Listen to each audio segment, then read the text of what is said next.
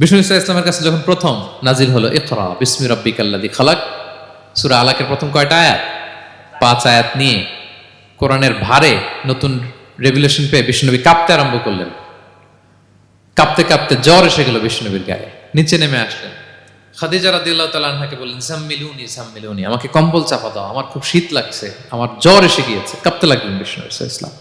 খাদিজা রাদিয়াল্লাহু তাআলা আনহার এক চাচাতো ভাই ওয়ারাকা ইবনে নওফল ছিল ইনজিল কিতাবের পণ্ডিত। খাদিজা রাদিয়াল্লাহু তাআলা আনহা বিষ্ণুকে নিয়ে চাচাতো ভাইয়ের কাছে গেলেন, যে বলেন, ভাই ওরাকা দেখেন তো মুহাম্মদ কি বলে, সে কি দেখছে, কি নিয়ে আসছে, কাঁপতেছে আর বলতেছে আমি মরে যাব, আমাকে কম্বল চাপা দাও। ওরাকা বললেন, মুহাম্মদ কে এসেছিল বলতো? বিষ্ণু জিবরাইল ইসলামের বর্ণনা দিলেন। কি বলেছে বলতো? 5 আয়াতের বর্ণনা বিষ্ণু ইসলাম দিলেন। তখন বিষ্ণু ইসলামের কথা শুনে ওরাকা বলল, তোমার কাছে যে এসেছে ওয়াহুয়ান নামুস, মানে জিবরিল, সে সব নবীদের কাছে এসেছে। মুহাম্মদ তুমি নবী হবা, তুমি কি হবা? তুমি নবী হবা, আখিরি নবী হবা তুমি। যে তোমার কাছে এসেছে সে সব নবীদের কাছে ওহী নিয়ে এসেছিল। আর জেনে রাখো মুহাম্মদ, তোমার এলাকার লোকেরা একদিন তোমাকে এলাকা থেকে বের করে দিবে। ভবিষ্যৎবাণী করতেছিলেন।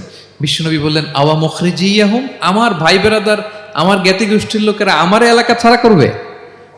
ওরাকা বললেন, হ্যাঁ। লাম ইয়াতি রাজুলুন কাত্তু বিমিসলি মা জিতা বিহি ইল্লা উদিয়া, তোমার মতো এরকম রিসালাতের দায়িত্ব নিয়ে যারাই কোনো জাতির কাছে এসেছে তাদের সাথে এরকম শত্রুতা করা হয়েছে।